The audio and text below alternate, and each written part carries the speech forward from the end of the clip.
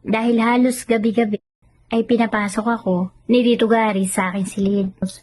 Doon niya isinasagawa ang pag-angkin sa akin. Pero habang nagtatagal, namalayan kong nagugustuhan ko na rin ang mga ginagawa sa akin ni Tito. Nagiging mapagbigay na ako. Hindi ko na rin isinasara ang pintuan ng kwarto. At hinahayaan ko siyang pumasok kapag nais niya at angkinin ako. Pero isang gabi, hindi ko inaasahan na aabutin kami ng pinsan kong si Paul sa ganoon tagpo. Natakot ako at hindi ko alam kung anong pinag-usapan nilang mag-ama. Pero sa halip na tumigil noon si Tito, ay itinuloy niya pa rin ang ginagawa niya sa akin bago niya ako iniwanan sa aking silid. Isang hapon, umuwi si Paul galing sa eskwela. Dire-diretso itong pumasok sa silid ko na kung saan ikatatapos ko lang patulugin ang pinsan ko. That time ay medyo awkward yung sitwasyon kasi kakaligo ko lang din at hindi pa ako nakakapagbihis ng maayos na damit. Nakapulupot pa ang tuwalya sa aking basang katawan. Hindi ka man lang kumatok, kuya. Pasensya ka na, Joy. May sasabihin lang ako eh. Pero sa katawan ko siya natin. Sige, mamaya. Lalabas na lang ako ng silid. Tatalikod na ako sa kanya para kumuha ng isusuot na damit at hayaan siya lumabas nang bigla akong hilahin ni Kuya Paul na naging dahilan ng pagkalaglag ng tuwalyang nakapulupot sa aking katawan. At para itong sabik na sabik, sinimsim ang aking kabuuan. Ayaw ng isip ko, pero ang katawan ko ay nadala sa ginawa sa akin ni Kuya Paul. Aaminin kong higit akong nasiyahan sa kanya kumpara sa ginagawa sa akin ni Tito Gary. Hindi ko na rin naman alam kasi kung anong nangyayari sa akin. Parang nagiging mahilig na rin naman kasi ako. Sa gabi, si Kuya Gary ang nagpapasasa sa akin.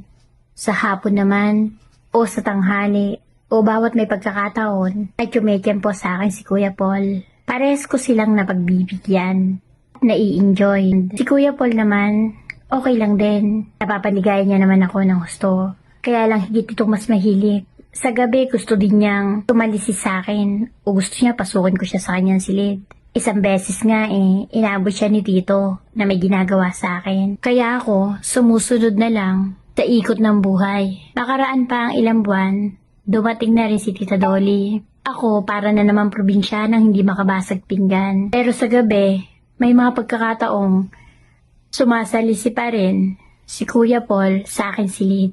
Si Tito Gary naman hindi makasideline dahil andyan na nga si Tita. Makalipas lang ang higit 2 buwan itong bakasyon, ay balik na kami sa dati.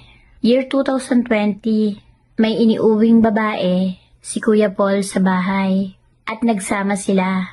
Kaya si Tito Gary na lang ang nagsusupply sa akin ng gasolina. Pinagsamantalahan ako ng bunsong kapatid ni Papa. 11 ako noon at ito naman ay 19 years old. Paulit-ulit ang mga nangyari sa akin. Paulit-ulit ako nitong pinagsamantalahan. Minsan 1 o 2 beses sa isang linggo. Isang araw, hindi ko inaasahan na pagsasamantalahan din ako ng panganay na kapatid ni Papa. Pero gaya rin sa bunsong kapatid ni Papa, na sa Tio Fred, ay paulit-ulit din ang ginawa sa akin ni Tio Cador. Ang isang pinsan ko na 16 years old, pinagsamantalahan din ako nito. Noon naman ay 12 years old na ako. May kubo doon na pahingahan ng mga magsasaka. Doon ako sinamantala ng pinsan ko. Hindi ko alam kung unang beses niyang nakaranas noon. Parang sobra kasi ang pagka-excitement niya nang ginawa niya yun sa akin. Ang totoo, sobrang bilis niyang nilabasan. Ginig na ginig pa siya. Sinabi din niya na nasiyahan siya. Inaya ko na siyang umuwi. Pero hindi pa kami umuwi dahil humirit ulit siya. Hanggang 2 beses pang pinutukan ng pinsan ko. 3 na ang bumabayo sa akin.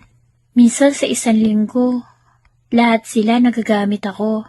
Hali-halili. Parang may time na nasisiyahan din ako. Nakakadama rin ako ng sarap at kiliti. Sa musmus kong kaisipan, ramdam ko nasisiyahan rin ako. Sa musmus kong kaisipan, parang may kiliti at ligayang hatid yun sa akin.